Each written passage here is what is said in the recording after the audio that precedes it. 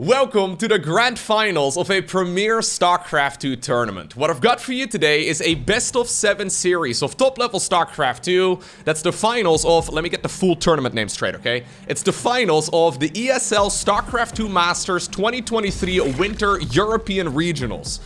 That's at least 10 too many words for a tournament, but it doesn't really matter all too much. Several weeks of competition, it all comes down to this. There's a prize pool on the line of just a little over $63,000, which is not bad whatsoever. And spawning right here in the top left-hand corner of a map called Hard Lead. That's game number 1 in this best-of-7 series.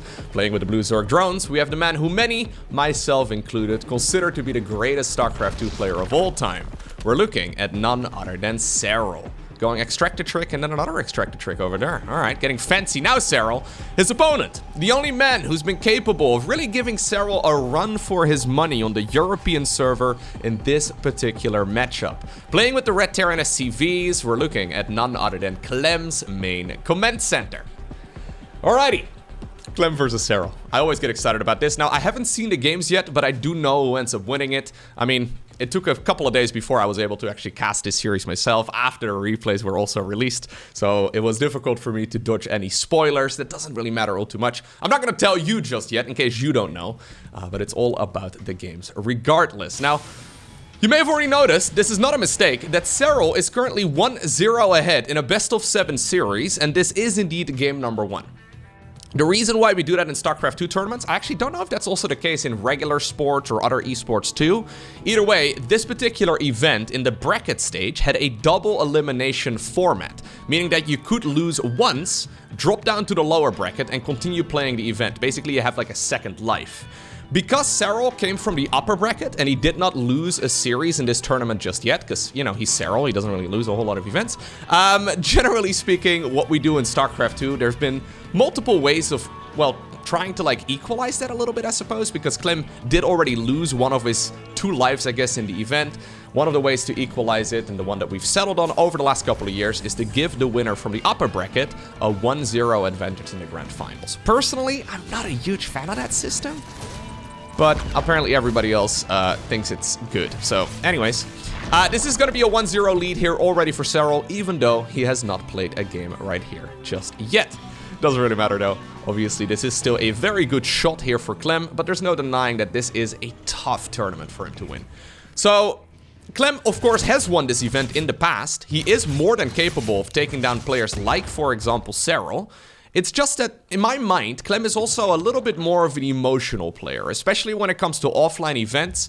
So he's forced to play without the comfort of his own setup at home. Usually that is where Clem looks a little bit weaker compared to guys like, for example, Serral. That being said, this entire tournament is online, so the qualification, so the top 4 for this particular event also qualify directly for the main event that will be taking place at the end of December, so next month. Anyways, that section of the event will be over in Atlanta in the States. However, this particular series is played online. So I think I just explained a very complex tournament format in just several minutes. I could dive into more details, but I think I've already confused everybody enough. Let's talk about the game. So we've got ourselves a triple CC opener right here from Mr. Clem. Not going into the starport. Instead, he's decided to go for a second barracks here a little bit quicker. This will probably lead towards some sort of medevac drops here eventually, but it's by no means the most aggressive version of this build, right? We see well, 16 Marine drop all the time, at least we used to. It's one of those builds that never really leaves the meta, but this is like a version of it that starts off with a bunch of Hellions as well as a third command center. So ultimately, I do believe it will lead to the same build, just a whole lot later, but with a lot more economy and more harassment potential on the back of it. Serral, in the meantime, has opened up with a triple hatch start. He did go for the extracted tricks as well, so it's a 15 hatch here on the low ground rather than the conventional 16 hatch, which is a little interesting. Normally, whenever Serral plays this, he seems to go towards roaches, although it really doesn't matter that much. I think that's maybe just coincidence, but the few times I've seen him play this build over the last couple of weeks, it seems to go towards roaches almost every time. There's an Overlord scout here coming in as well, and it confirms exactly what is happening inside of the main base right here of the Terran. So once again, excellent scout right here by the finisher, knowing exactly what's going on. And yeah, that's one of his key characteristics, right? So I don't want to fanboy all too much, but Serral really is the quintessential perfect Zerg in a lot of those early game and mid game scenarios. It's kind of nuts. Honestly, his late game is phenomenal too. The man really doesn't seem to have any particular weaknesses. It's all just nearly flawless. You will rarely see these Hellions being able to get into the opponent's mineral line and roasting drones. You will rarely see him not figuring out exactly what's going on the other side of the map. You will rarely not see him just having, well, nearly perfect scouting information, despite the fact that he's juggling about 17 different balls all at the same time. Clem, however, is a man who's capable of a little bit of everything. He's incredibly good at macro, right? So there's a lot of Terran players out there that are very good at macro, but Clem is an absolute macro superstar. On top of that, he's also known as a micro Terran. He's really the only Terran in the world that can give guys like, for example, Björn a run for their money. Björn is very good when it comes to controlling units, but sometimes, especially when, well, Clem gets to play on the European server, like we have right here, and there's no ping in the game, or at the very least, very little, he usually looks like an absolute god. It's very difficult for Terrans to split against Banelings on creep in particular. I don't recommend you try it out in your own games, but Clem is one of the few guys who can stim onto creep and still split against Banelings when they do indeed have that roly-poly upgrade. Now, no Roach Warrant this time around here for Serral. Instead, it's 1-1 upgrades together with a Lair, and then eventually also that Bane speed. Interesting start here, really. In my mind, the 15 hatch opener is one of those, I don't want to die to anything. Ooh, beautiful catch here by Serral. Gets all of the aliens. In my mind, the 15 hatch opener is one of those builds that sort of keeps you safe against most things. But then this is kind of a greedy follow-up. Usually if you... Beautiful transfusion as well. Ay, ay, ay. Yeah, not skipping a beat here. Usually if you want to go for a I don't want to die to anything dumb build, you do go for the Lair into the Baneling speed and then eventually the double upgrades. But Serral fired up the double upgrades first, meaning that now the Baneling speed is going to be relatively late. That also means that there is an opportunity for Clem to go across the map right now and potentially catch his opponent off guard without Baneling speed. The clock, however, is ticking as this upgrade will finish up in the near future. Okay, a little bit sloppy here. Clem, yeah, getting his Hellions surrounded, losing a few Marines here and there. I mean, nothing, of course, here is game ending. But it does set the tone for the series, right? Okay, that was good. One of the siege tanks is probably going to end up going down here. Second factory just about to finish, though, and that Reaper fighting for his life. Okay, a couple more Marines here, also snatching a few more Zergling kills. That was a whole lot better right there for Clem in the end. Okay. Yeah, getting the one siege tank loss, not that big of a deal, especially when you already do have that second factory. Looks like we're going to be going for a reactor on there, and then also into the drilling claws upgrade. So Clem ready to start piling on the pressure with some of those Widow Mines. Alrighty. Yeah, in an era where a lot of Zerg players are struggling quite a bit, it seems, after the new multiplayer balance patch, Serral is still looking so insane. It's kind of nuts, no? Like, it really feels to me, and you can disagree with me if you want to, but it really feels to me that for years now, we see Zerg nerf after nerf after nerf. They're really just trying to balance the game around Serral. There are always statistical outliers, and it seems to me that in the current day and age of StarCraft 2, it really is Serral. Ooh. Ooh, okay. Well, that Widow Mine was a bit of a traitor. Reinforcing units are coming up, and it looks like Clem is going to continue the aggression on this side of the map for a little bit longer. He's starting up some of that double aggression as well on the right side of the map. Not really getting a ton of value, but you can see macro-wise, Clem is hanging in here just fine, doing a phenomenal job spending his money, doubling down on the upgrades, and he's going to also, well, continue the aggression over here. The creep spread has already been halted earlier. Clem ready to start pushing forward, trying to create a chokehold on this base. Serral's waiting until the 2-2 upgrades are done. He's forced to split up his units, however, so he needs Banelings in both locations. Widow Mines are everywhere. The margin for error here is absolutely tiny. Can he clean up both of these Terran armies? Widow Mines? Great splits. Okay, well, at least the first two. The third one right there, not quite as successful. Are there any Widow Mines in the mix over here? Well, there's one over there that just got a bunch of kills. Two more over here, too, close to that ramp. It looks like ultimately, though, even though that wasn't the cleanest, Zerg is going to be able to push all of this away. Yeah. It's going to continue the stimming over here. But I don't believe this is going to achieve all too much. A nice back and forth so far here in game number 1. Beautiful target thing there as well by Clem. Shutting down all of those Banelings before they could connect anywhere. Lovely stuff. The harassment is really starting now. Queen, okay. Couple slip-ups here. The Queen is also marching a little bit too aggressively. We have a few Widow Mines over there that haven't been cleaned up. So no Hydralisk Den or anything along those lines here for Serral. Instead, he's going into a Hive right now without any sort of like mid-game tech. So he's effectively skipping it all. Fighting deep off creep, but winning it, it seems. I think this is a transition into Ultralisks. But already, Liberators are coming here for Clem. Does he have a Ghost Academy? He does not.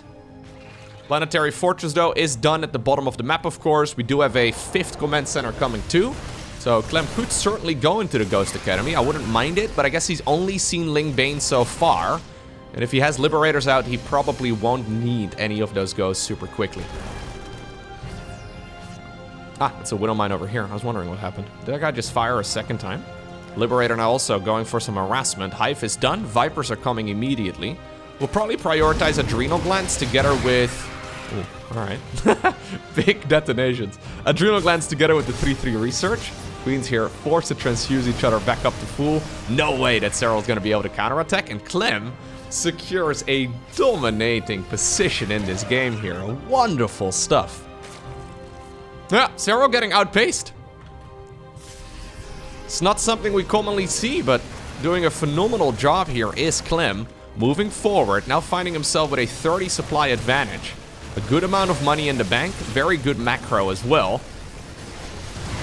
Widow Mines over here. Betraying some of that Terran army, but once again, Clem is on top of it, picks up, gets it out of there, reproduces, and goes back up to 198-ish supply right there. His 3-3 upgrades here, maybe... I think maybe they could have started up ever so slightly quicker. Planetary Fortress now set up as well over here in the middle of the map. These links, though, they have to be addressed. Yeah, these are properly upgraded links. They don't have Adrenal just yet, but they can still absolutely massacre that mineral line. Push over here on the right side. Parasitic Bombs on the Vipers, but one of the Vipers goes down. Nice transfusion right there by Serral, keeping that second one alive. And it looks like eventually this Terran army over here will be cleaned up. There's a push as well on the left side of the map. Looks like the SUVs, by the way, are now finally safe with those Marauders getting the final couple of kills. Okay. Whew, the pace is high today. Yeah. Trying to keep track of everything here. I may, by the way, end up missing some stuff. I try my best to observe the games while I'm casting. One-man production team strikes again. Usually it goes quite well. I'm just thinking of yesterday's video where I ended up missing a bunch of stuff in game number 1 between the Hearthstone and Arena. Very fun series, by the way. I'll go ahead and post a link to it down below. Woo! That Widow Mine hit. I think the Widow Mine itself ended up going down, but that was still a banger. Anyways, I'll go ahead and post a link to it down below because that was a really sick game. Will we get a moment where we can breathe? So the Ghost transition right now has started. Serral's been holding on by the skin of his teeth. He's not in a comfortable position at all.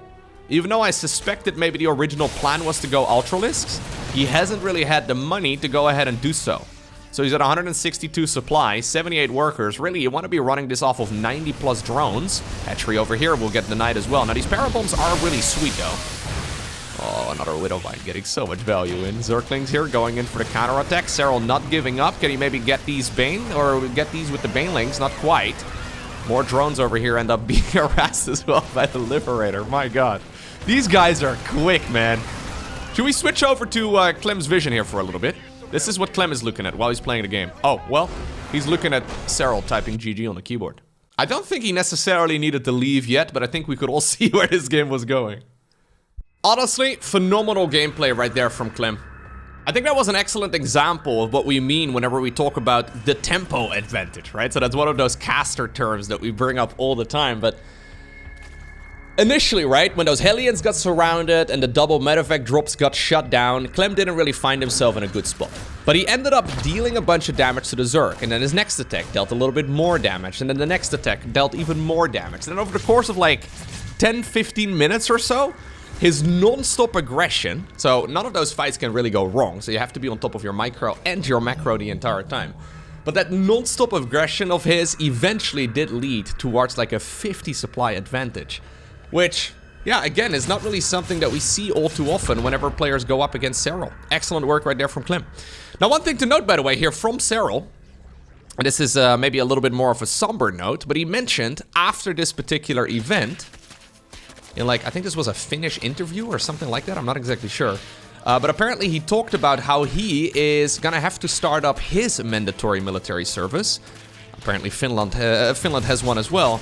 Yeah, he's gonna have to start his up in 2024. Now, I don't really know exactly what Finnish mandatory military service entails.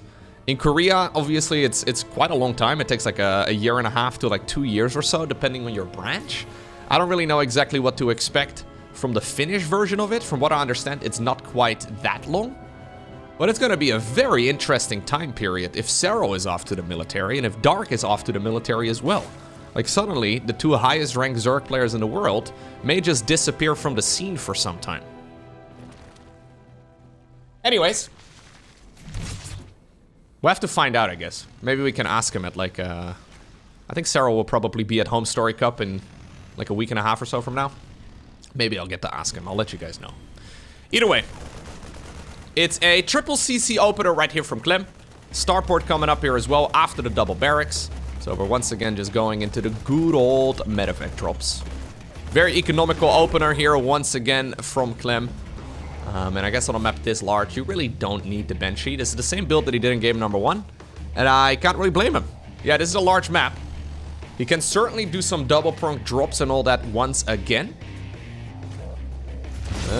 Nah, that's bait, dude. That's bait every time. Yeah, no. Serral was like, oh no! Oh no, there's a bit of space. The Hellions, you guys can drive for, oh no! And then they get surrounded immediately. Yeah, that was bait 100% of the time.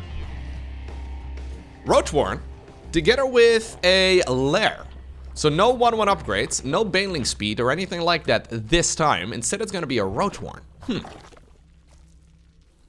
Will we see that cute little, I think we already have mined out that mineral field, yeah. I think we'll probably see that cute little mineral trick over here. Move the creep tumor, then move it across. Really? What did you see, Clem?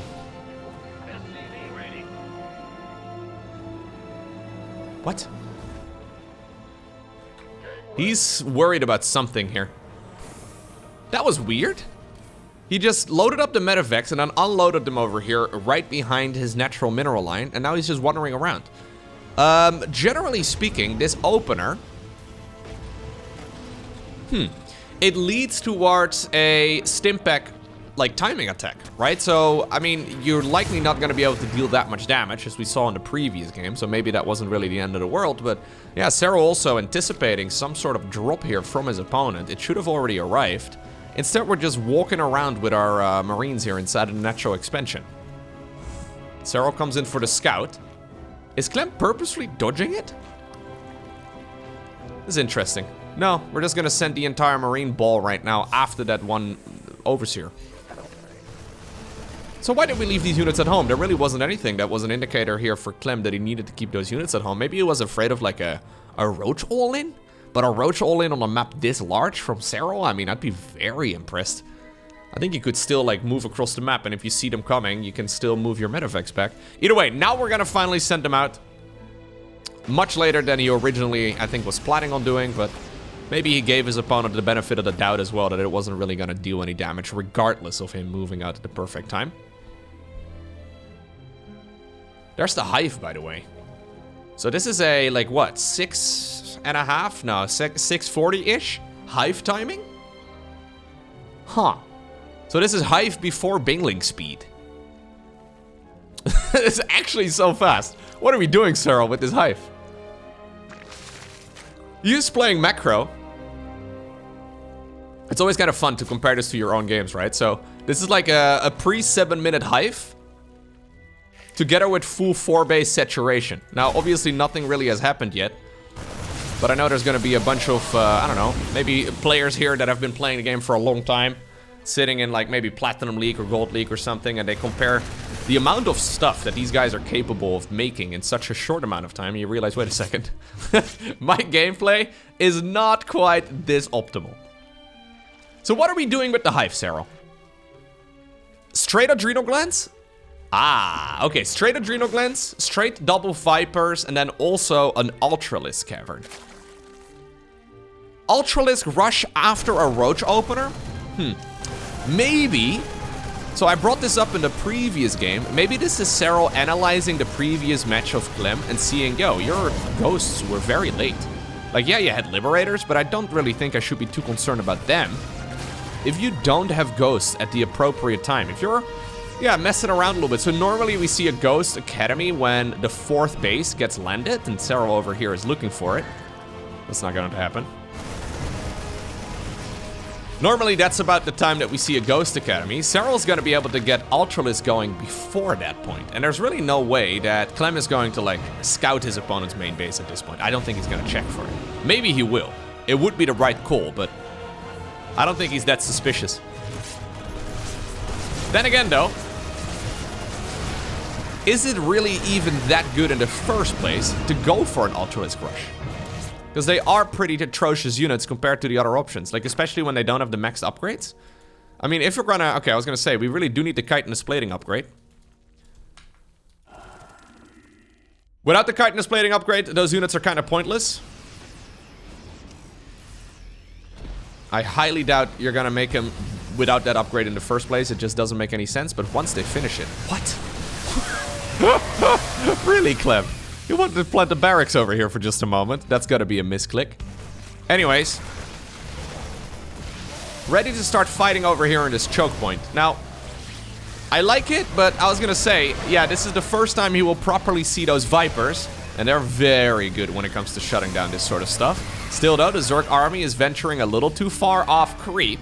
Clem fighting around the corner here, and even without the siege tanks, he's still gonna be able to deal some damage. Okay. Curious little game here. We don't oftentimes see Roaches transitioning towards Ultras. Really? We're doing an Ultralisk drop rush? I mean, we're 10 minutes into the game right now, but considering this is a macro build, now he sees the Ultras. I don't really like Roaches in combination with Ultras because they kind of get stuck on one another. Here's a Widowmine drop, by the way. We're ready to go across. What are we gonna load into these OVs? Now, this is a little bit awkward here, and a misplay from Serral. Yeah, he's following around that Medevac, but at the same time, he's also showing that Medevac now that he's got full vision off the Dropper Lords. Don't know if Clem saw it, though, because Clem is also microing over here in the middle of the map, trying his best to not lose anything, so maybe it'll turn out to be okay. I think the plan is to basically just load all of these Zerg units. Well, no, Clem is waiting over here. I think we're just gonna load everything into the plane. Here's the Widowmine drops, by the way, trying to get some damage done. 4 drones only, nothing all too crazy. Yeah, we're gonna just load everything. Look at it, it's an Ultralisk drop. If only these Widowmines were a little over here, man. He could shut this down before it even really gets going. Matter of fact, drop over there goes down. We do have Clem now making a move on over towards the left side of the map. Macro here not looking quite as clean from Serral, though. What are we doing with these units? Now there's a sensor tower. Yeah, Clem did see it, by the way, and now he's leaving. Oh, this is so awkward. So I think Serral realizes that he's got spotted, but he's also waiting. Now the sensor tower is up. He's like, okay, this is very likely the moment where the opponent is not going to leave their army over there anymore. Yeah, a little bit of 700 IQ gameplay that could backfire and make it look really dumb. You know what? I'm not in love with it. Ultralisk do burrow very rapidly these days underground. In the meantime, though, we do have another army over here on the left side. And it is going to be able to shut down the 5th command center. It kind of felt to me like this was like an entire build-up from like the last 10 minutes for Serral to go for this like particular drop. I don't think it necessarily was. It was just something he was mixing in. But that still seemed like a very committed push that dealt very little damage there in the end. But I also don't think he expected it to do a lot of damage, so that was a bit of a strange interaction. This over here is probably more hurtful to Clem than that Ultralisk drop, but... Anyways, ultimately though, the golden minerals here are acquired. Liberator harassment is gonna start up here as well.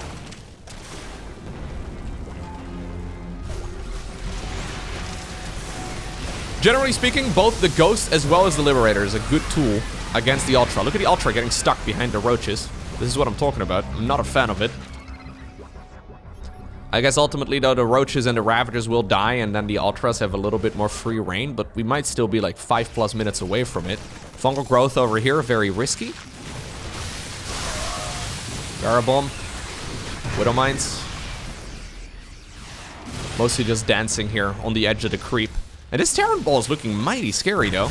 Nice snipe over there. Ghost ends up paying with that for its... or paying for that, rather, with its life. Liberator doing a little Liberator dance. Serral following it around with a Spore Crawler, but not really catching it just yet. Nice split over there against that mine. Okay. Beautiful harassment here from Clem, dude. Clem's control is really, really strong. Didn't he already have Advanced Ballistics? Yeah. Fungal Growth over here, though, coming suddenly from an Infestor that I didn't even see. Let alone Mr. Clem. He's going for a second Fusion Core. I'm not sure what the point of that is. There's another fungal potential. Ooh. Boom. Beautiful fungal growths here by Serral, man. Ay, ay, ay, ay, ay. He's setting those up really nicely. Clem does not have a Raven or any missile turrets or anything here in the mix, at least not in this location of the map, and that means that he doesn't see them coming in. Still, though, this is not enough real Zerg army here to capitalize on all of this, and those Widow Mines getting some damage done on the retreat path. Not bad whatsoever. So we had... yeah, we have 2 Fusion Cores now in this game. I think this is the one that researched Advanced Ballistics. This is now the one that's doing the new upgrade that allows those Medivacs to regenerate energy a little bit quicker. Okay. I don't know why. Maybe Clem has very high standards for his Fusion Cores, you know, and he doesn't want his Fusion Cores to be tainted with any other upgrades. I get it. I get it. Does seem a little bit wasteful, though. Maybe it's kind of a flex. Maybe at some point Serral will see, ooh, double Fusion Core? This guy's balling out here. Okay. We have multiple fungal growths set up everywhere. These Infestors, though, are burrowing in locations, but not happening just yet. Look at them, tunneling around everywhere. Oh, sees this one too. Big fungal growth. Is there enough for a follow-up? Nope. Widowmine at the end deals a lot of damage. More fungals, though, coming in from the north. As Serral is now losing a whole lot of stuff, I think, to the Liberator harassment. Yeah, Liberators here killing 14 drones. Then again, though, Serral is chasing down the Ghost, and he is getting them, but nice counter-attacking there as well by Clem. Creating a lot of fires here for his opponent to put out, and ultimately that's allowing him quite a few kills. Okay, Planetary Fortress here disappears in the blink of an eye. These Widow Mines, yeah, they've been sitting there for a little while already. Liberator over here getting some work done. How many workers have gone down? A lot. Yeah. Lovely work here. Honestly, really, really competitive game. Those randomly positioned Infestors, though, must be so infuriating to deal with.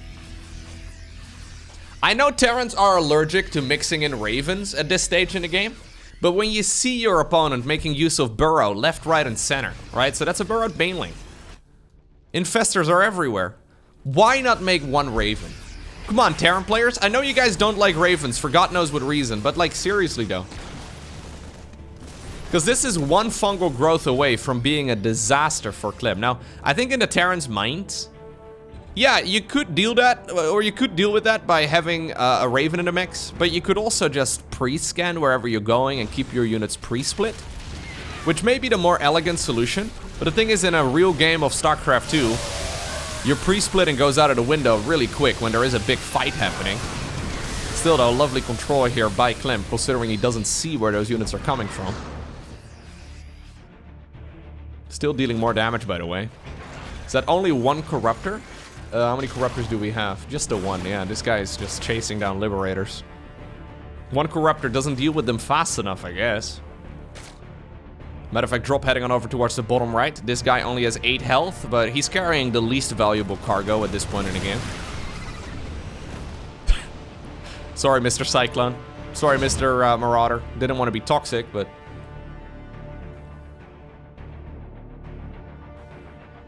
okay. I don't think Terran wants to run out, like, wants to mine out these minerals and get rid of that debris wall, right? I don't think that's what you want to do.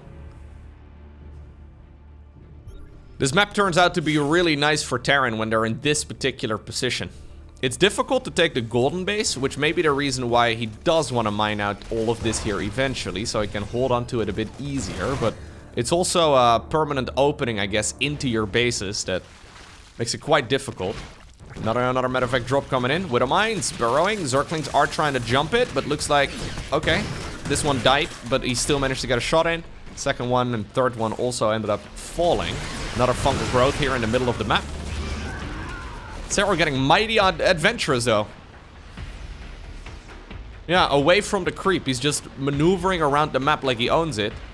Ultimately though, it does all look very costly. Yeah, losing a lot more resources here than his opponent. And that's another infestor right there on your screen as well that ended up getting sniped.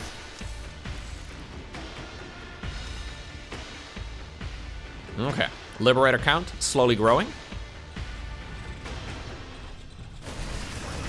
Zerglings over here are spotted left, right, and center. I think Serral's main goal is going to be to try and prevent this golden base. It's really difficult to deny any of the other bases in the top left-hand corner of the map. But if you can deny that one, I think it's manageable. Then again though, yeah, if Clem can kill any bases, that would work out really nicely for him. I don't think he's really in a position to kill a lot of these.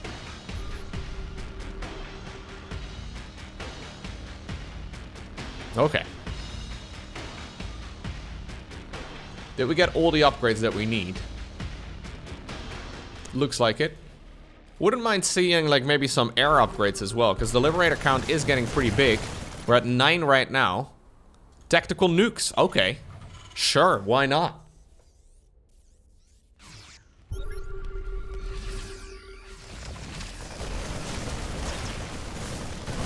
Moving onwards.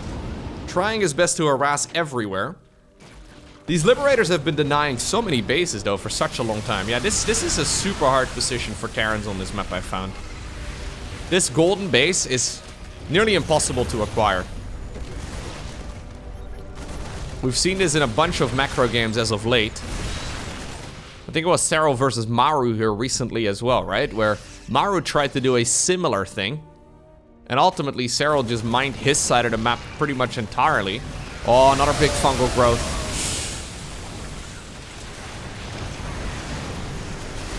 Corrosive biles are apparently the main way to deal with those Liberators, but when they're clumped up like that, it's not a bad choice.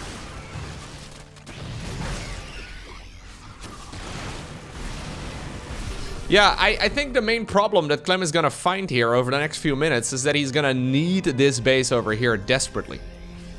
So I wouldn't mind seeing this getting mined out over here. I don't believe he can hold on to it if he just has units coming in from one angle. Yeah, Serral once again coming in with the fungal growth.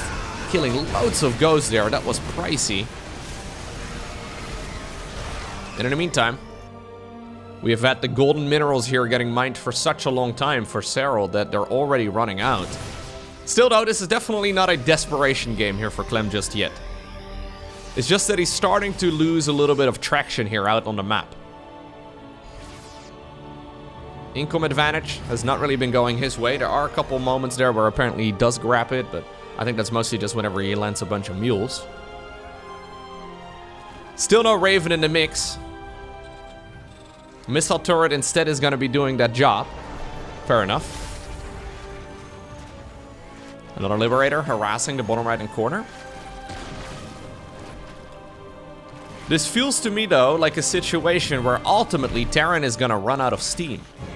Like, if this keeps going for like another 5 minutes, I don't think Clem can really sustain it. There's another fungal growth. Deja vu, man. I've seen this like a dozen times in this game. Again, base over here gets denied. This time around, even the orbital command gets destroyed. Now, the natural apparently is going to have to set itself up for it. Another infestor stepping in to replace the one that died. Clem hoping to go across the map right now and potentially kill a hatchery to maybe get some counter-attack damage in, but even killing this gold is a very small deal. Again, Corruptors here denying that base. Killing this base is basically irrelevant. Like, yeah, there's a little bit of money still remaining, but it's not the biggest deal. Okay. The one thing, though, that I do really like here from Mr. Clem is that there's still no reliable answer for Serral to deal with all of those Liberators. Yeah, okay, I was gonna say, those Corruptors now finally show up. Ravagers together with Parasitic Bombs. I mean, it does deal with it pretty well, but not amazing. Not a Fungal Growth. This base, it's gonna be reacquired once more. Serral now taking one of the bases that would ordinarily also be considered a Terran.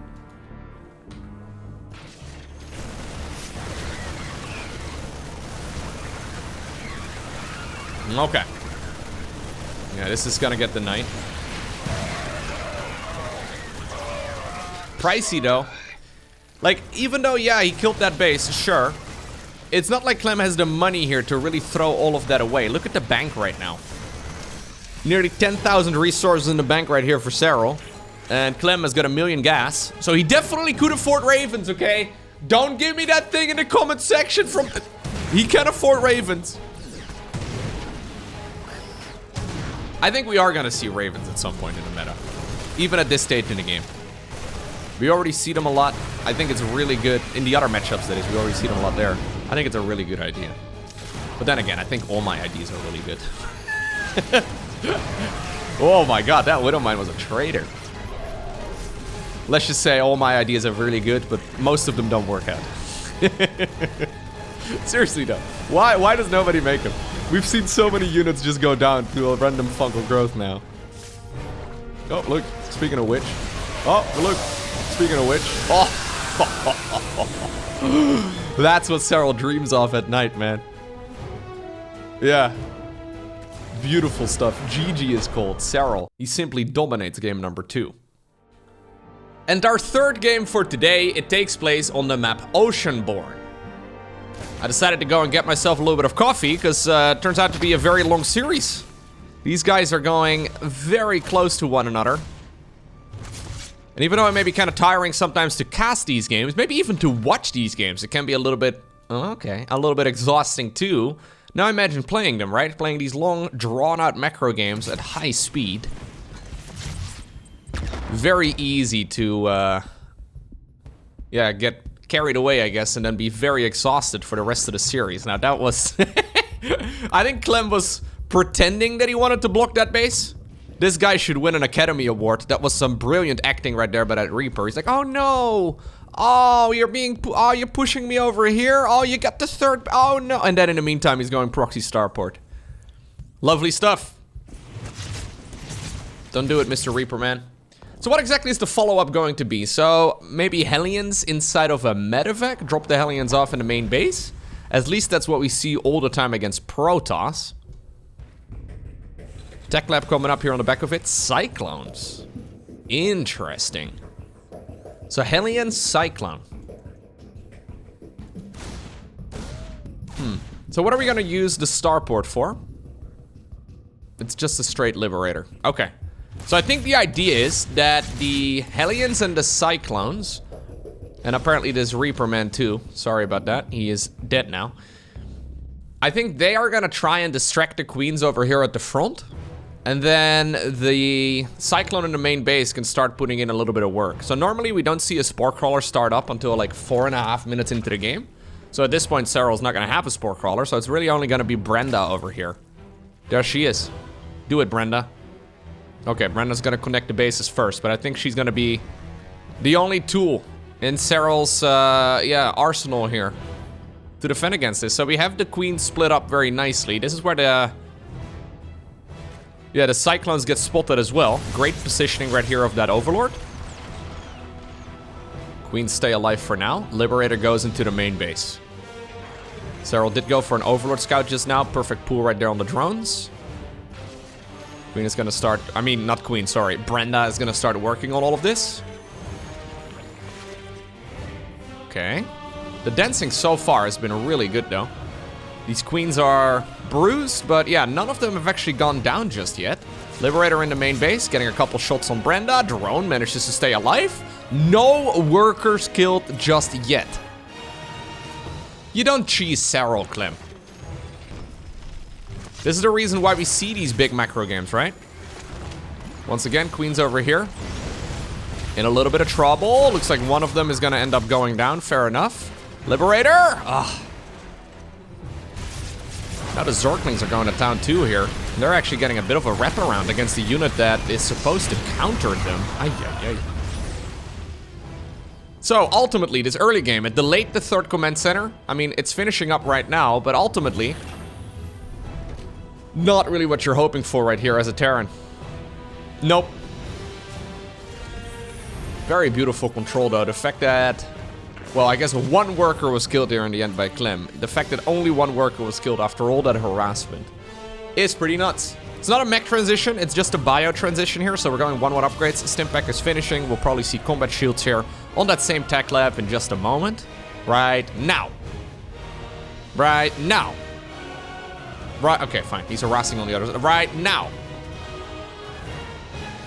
Okay, we're not getting it yet. Don't mess up, Clem. Don't forget about it. It's one of your most important upgrades in the game, and also one of the most commonly forgotten ones. Serral, in the meantime, already at Lair Tech, already going into an infestation pit, going into roach speed, going 1-1 upgrades. He is prepared to just do a push, I guess, once these upgrades finish up, right? So this is like the classic Zerg timing attack. 1-1 with roach speed. That's the build order that every single Zerg player should... Well, know off the top of their heads. It's such a powerful build after an early game that's a bit funky, right? So I think at the lower levels, you can play this build every single game and you'll be just fine. You can cruise your way into Diamond League, no problem, playing the same build over and over and over again. At the pro level, we usually only see it after somebody messes up a little bit, right? So it's a build that usually gets held with solid macro.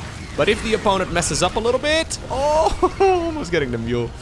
Yeah, this is an excellent opportunity for that. Combat shields, by the way, was started eventually.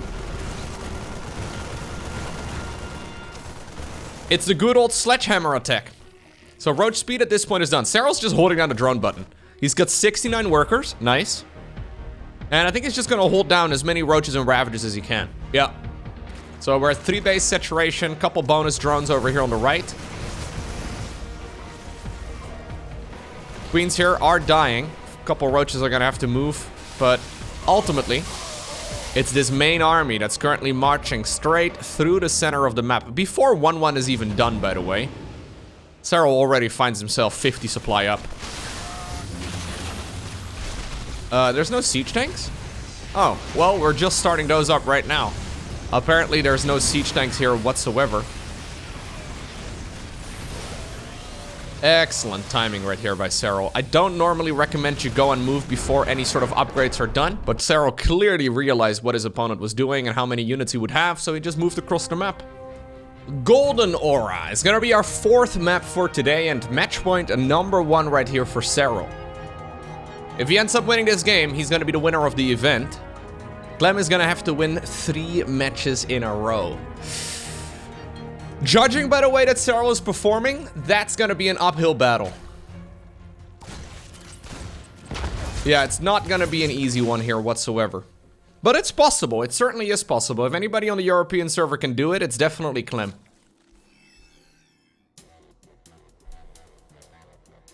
That previous game though is a good example as to why a lot of players are not comfortable cheesing Serral.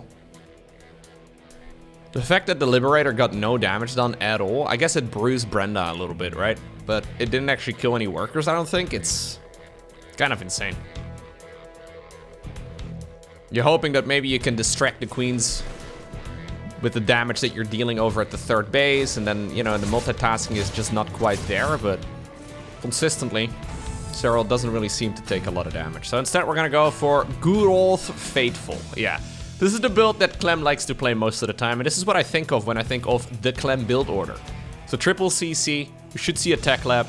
We're gonna go for a Banshee, Hellions for harassment, Banshee for harassment, there for base defense, as he may very well need it. Serral right now, that was like a what, a 320? 320-ish Roach Warren? That is very quick. Is he gonna add additional gases? He is. I think this is gonna be a Roach all-in. Now, Banshees happen to be a great tool against it. So I'm really hoping here for Clem that he does not go Viking first. It's Banshee. Okay, straight up Banshee.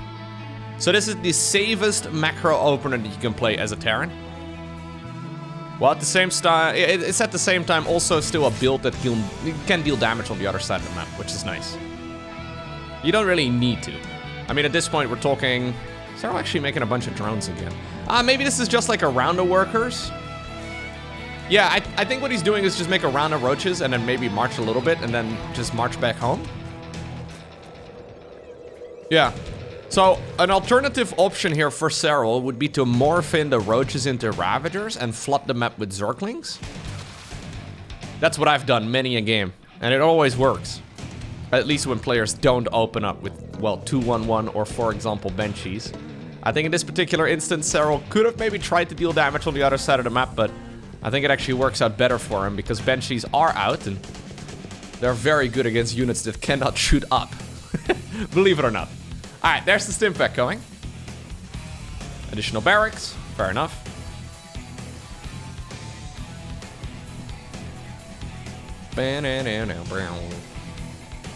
Okay.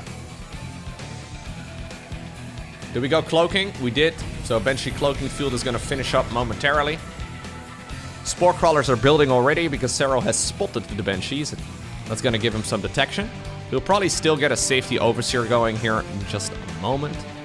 There's the engineering base as well, correctly timed. Third CC flying on down towards the low ground. This map does have a lot of choke points, so it's quite difficult actually to get damage in. Roaches on the high ground, Roaches over here, Wolof over in the natural. I mean, I don't see how Hellions are going to be able to get much done, but maybe. Here's the Banshees. Overseer already available.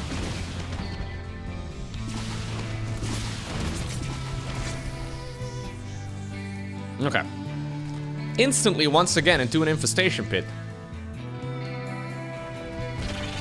That's an interesting one, though. The fact that he's rushing out these infestation pits in this series, like, this is an infestation pit before even any evolution chamber upgrades. I think he wants to go into a hive, but he also wants to wait until these Banshees are gone. Okay, well, did Clem see it? He did. So this was like 6 minutes and 15-ish seconds. Oh, Hellions do drive in. Wow. Is this a good idea, though? I guess it's fine. Yeah, 8 drones is not awful. 10 drones, much better. Not in love with it, but there's no denying that these Hellions would lose value over the course of the game. Easy to overestimate your advantage here, I guess, as a Terran player, but yeah, not bad. I always kind of like it whenever Terrans kind of like just leave the Hellions and morph them into Hellbats right over here and just leave them around to deal with Zergling run-bys. Maybe against somebody like Raynor, that is what Clem would be doing. I mean, Serral does do Ling run-bys as well, but in this particular instance, it's a Roach-based army anyways, right? What are the odds that he's going to be making a big round of Zerglings? Well, he is going Metabolic Boost. Look at this. Hive is finishing around the same time as Metabolic Boost. Over the last year, those Zerg builds have been thrown all out of whack, man. It's interesting. Yeah. Anyways, it's gonna be Lurkers, it seems like. So Vipers, Lurkers, maybe Adrenal Glands. It's a big macro opener once again, though, from Serral. I don't think this really leads towards a big timing attack, although he could march across, I guess, when he first gets those Lurker upgrades done. Clem, in the meantime, going for his 4th command center as well. Interestingly enough, he started up the armor upgrade first in the engineering bay. I'm not exactly sure what went down over there, but his timing on those structures was correct. Armory here is going to finish up at least before the +1 infantry weapons finishes, but I think something was a little bit off right there for Clem. Because if you can only start up 1 upgrade on your biological army, you should pretty much always go infantry weapons rather than infantry armor.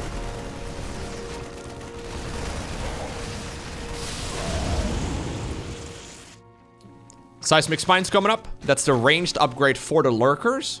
Ghost Academy at the appropriate time right now as well, as the 4th CC is basically done. Where is it? Ah, there it is. Thought for a second this was it, but no, that's the 2nd factory. Guess the 4th CC is going to be flying on over towards that location. Has Clem seen the... I think that's why he's made it a bit earlier. Yeah, he has seen the timing of the Hive, of course. And he also did get vision somehow of that Lurker then, so... He knows exactly what he should be expecting right now from the Zerg player. +2 armor started up together with the +2 missile, or what do you call this? Infantry attacks. It's gonna help out a bunch, so that's why Clem is relatively early this time around on his Ghost Academy. Should be able to fire up those units here momentarily. Roaches are ready to trade themselves out. Once again, Overlord drops are started up. So 7 Overlords once again, by the way. That's an interesting one. Looks like we did have a bit of a push over there. Yeah, these Roaches are just trading themselves out for better supply. That was pretty cost inefficient though, but ultimately I guess we're opening up the door here for more lurkers. And I think Serral just wants to go for a big lurker drop. I wasn't a huge fan of the drop on Raduset Station, but it's an option. Yeah, Terran army over here spotted in the right side of the map. Even with the speed upgrade, these OVs are kind of slow. Alright. It's so weird, right? So this is now a Zergling lurker drop. A lot of drop play though by Serral throughout this series. At least I have something to put on my thumbnail.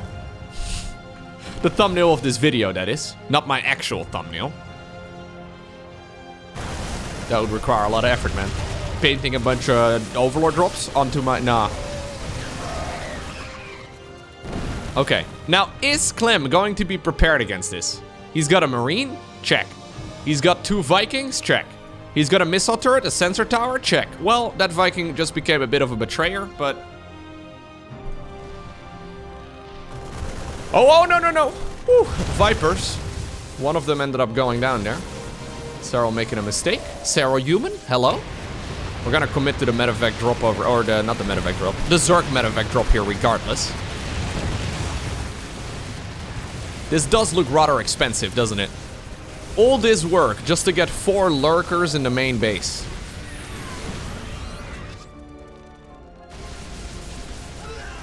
Do we love it? I do not. Nah. I want to believe in Zerg drops because we see Protoss drops and Terran drops all the time. Zerg doesn't really, play it very often, and you can see as to why. Still though, during all of this, right? Yeah, it's been a bit of a hit and miss right here by Serral, but he did build up to 96 drones. He is truly ready to play another big macro game. Supply-wise right now, it's not looking all too crazy. Upgrade-wise, it's not looking all too insane either, but he's getting there. Now we're going into the Nidus network as well.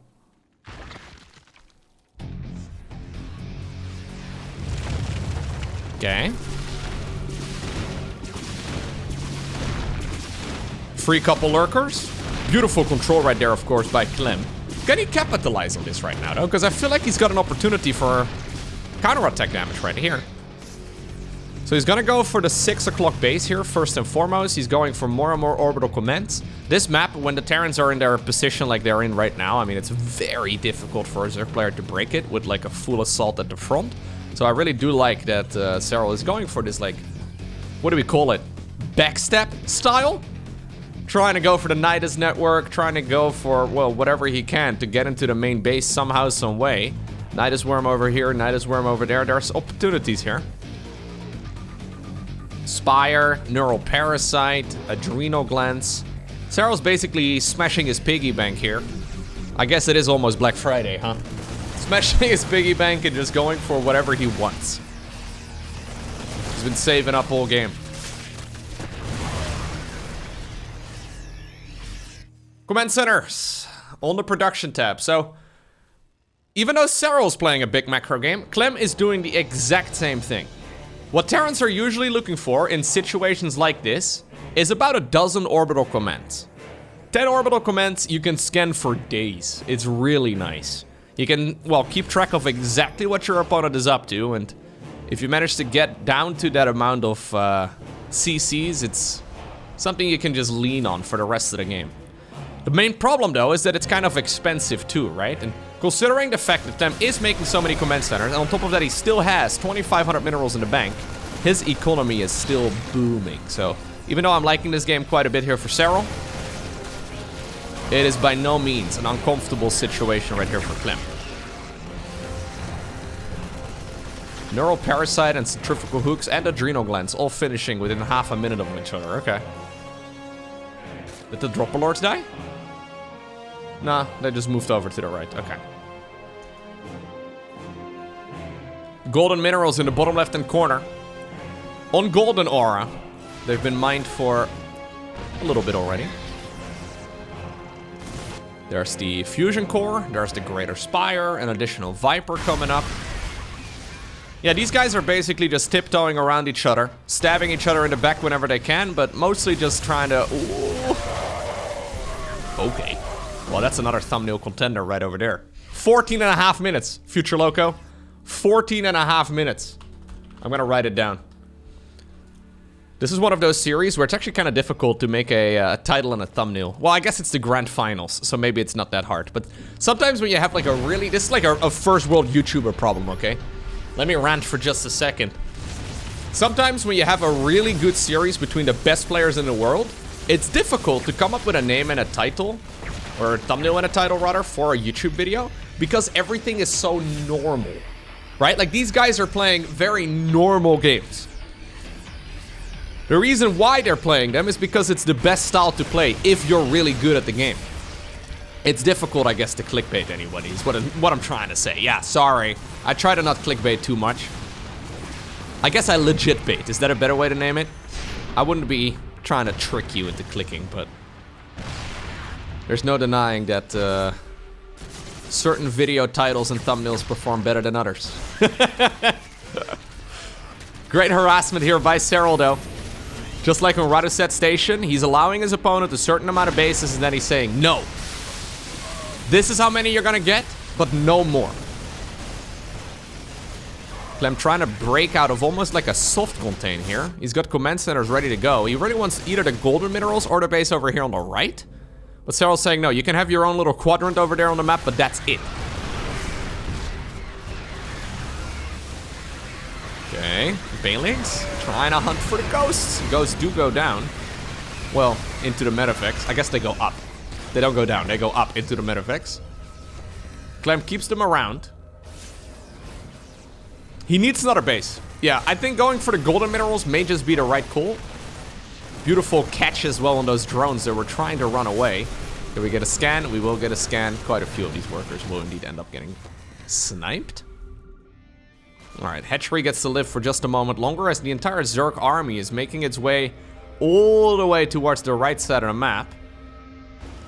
This gives an opportunity though here to Clem to mine out the base in the bottom left-hand corner. So even though these minerals have been tainted by the Zerg for a couple minutes at least, it's still very nice to potentially start mining these. Just to make sure you don't just get stuck on the 5 bases that you've got. Yeah, so the first 5 bases on this map, easy to take. Main, natural, 3rd, 4th, 5th. Anything after that though becomes tricky. This base is kind of far away, but manageable. Again, we have those pesky infestors everywhere. No missile turret set up yet. Alright. There's multiple infestors now in location. There's a fungal growth. Getting rid of a bunch of the ghosts. Clem sees it, but he sees it after the fungal has already landed. Serral decides to back up once again. Golden minerals here, denied for a little bit longer. Couple drones over here as well, burrowed. Collateral damage, I'm afraid. Sorry about that, little drones. Okay. Guess we're just gonna try and repair, or like... Nah, misclick, I guess. Maybe you wanted to scan. In the meantime, though, Serral is taking the entire right side, or I guess the top section, top right over here on the map. He's thinking about taking this base over here, too. If he can mine out this base, that seals the deal. There's really no way that Clem can mine the golden minerals, but not this one. He needs both. At the very least, it's either like nobody gets this base, right? Or Clem gets it. But if Serral gets it, Clem is in a world of trouble. He doesn't need to address it right now. He still has about a minute or two before he really needs to move on over there, but he needs to address it sooner rather than later. Either that or Clem believes he's got the army to win the game. There's no way. There's 15,000 resources in the bank for Serral. His entire army doesn't even cost that much. So he can remax this entire force like twice. And still be okay. In the meantime, big counterattack. Huge Widow Mine over there though, getting a ton of damage in. Sure, Liberators can kill all these units eventually, but it's gonna take them ages. Ghost harassment over here on the left side of the map.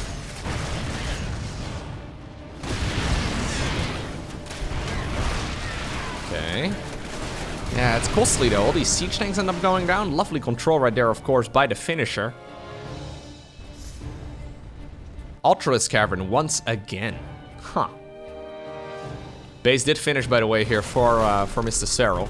I don't think he's really intending on mining this one. I think this is mostly just him giving Clem the middle finger. Like, this is the StarCraft 2 equivalent of giving your opponent the middle finger right here. This is almost rude. Look at this guy. This guy is the rudest drone of them all. He's got a massive grin on his face right now.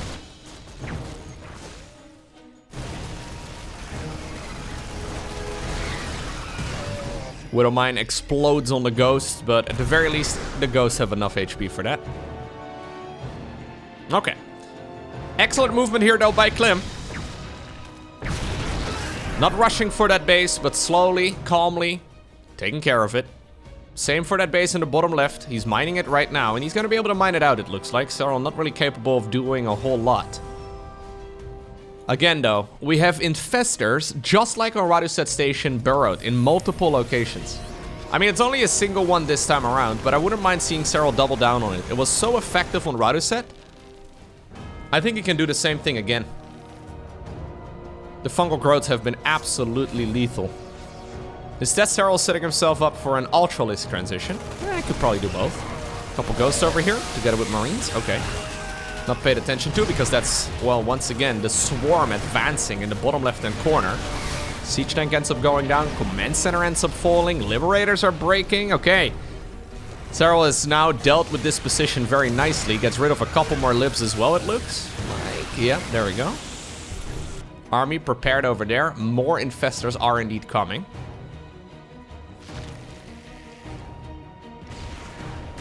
Planetary Fortress. Not gonna live for much longer, it seems. Or at the very least, it might live. Nah, at the very least, the SCVs are pulled away from it for just a moment. Not quite enough Zerg available to really kill it. Now Clem, though, has secured this base on the right side. And I think this is exactly what Serral's trying to avoid.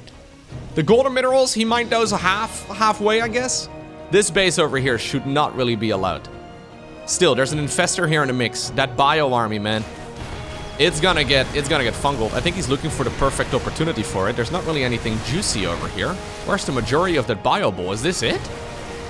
I mean, I guess this army has slowly transitioned towards a mech-based one instead.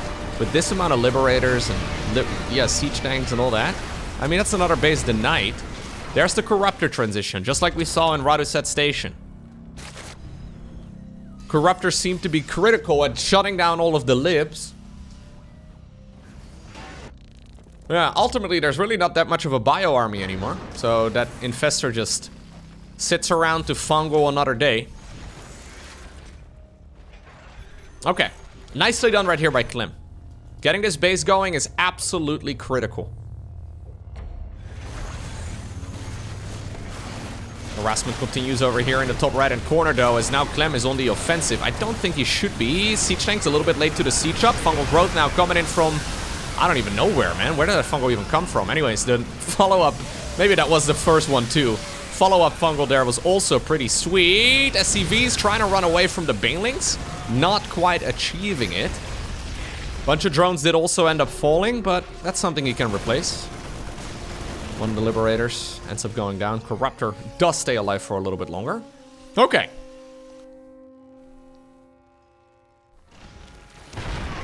Yeah, it's the battle for these outer bases.